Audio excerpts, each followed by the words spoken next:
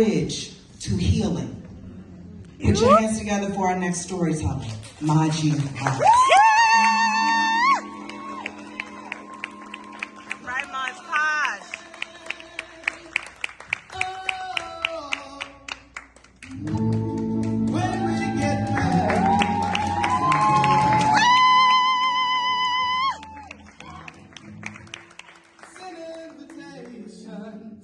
To all our friends and relations.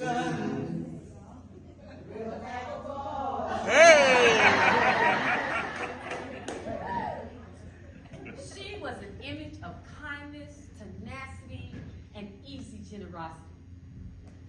She saw the world through rose-colored glasses. She laughed through her tragedies and hoped herself into the joy of the Lord. With goodness and optimism, she could bless your soul and curse you down to your drawers at the same time. He was a towering, immovable vision of intellect and palpable black power. A voodoo priest, wanted by the police, admired for his black stance and his guns, and despised for the mean streak that laid hands and broke her arm to cover his hurt. Bold, black, baritone boss. A powerful presence only 14 blocks away. I counted them. She would give him 1,000,000 babies if she thought it would make him stay. So she bore him not one, not two, but 6 daughters.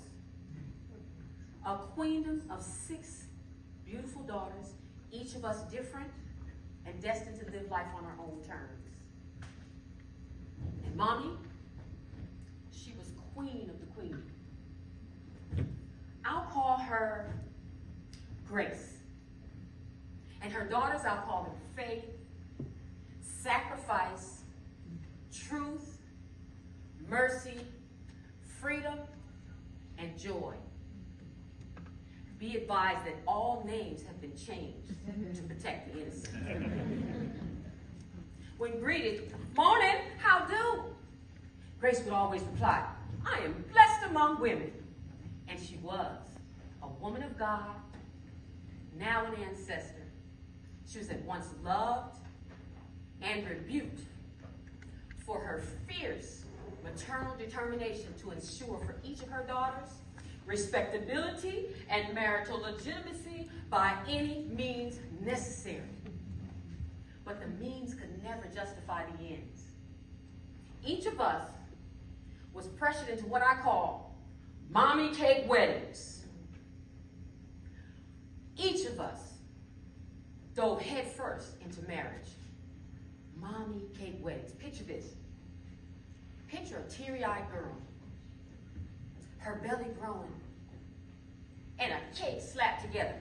Betty Crocker cake mix, Duncan Hines icing, topped off with a little couple leaning, hanging on for dear life, while the icing melts in the heat of your auntie's dining room. Yeah, picture that.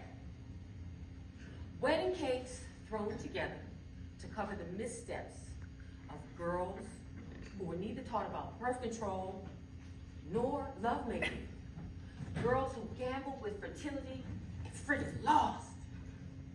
Girls who found themselves pregnant and out of wedlock. But baby, we were soon to be wed and locked if good grace had anything to do with it. Knocked up, locked up, anything to keep us from shacking up, like so many of them loose and common women she warned us not to be. MommyCake Weddings were hastily orchestrated to beat the 9-month clock that ticked and threatened to drape her in shame, like an old hand-me-down wedding veil. Weddings that marked the remembrance of shame that lingered and hovered above the heads of her mother and her sisters, and now her daughters. A shame that reminded her of her own transgressions. Impossible to ignore, and even harder to forgive.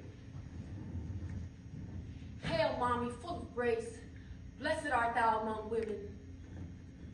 Take away the sins of your daughters. Only sacrifice escaped. No one else broke free. No one else avoided the gauntlet.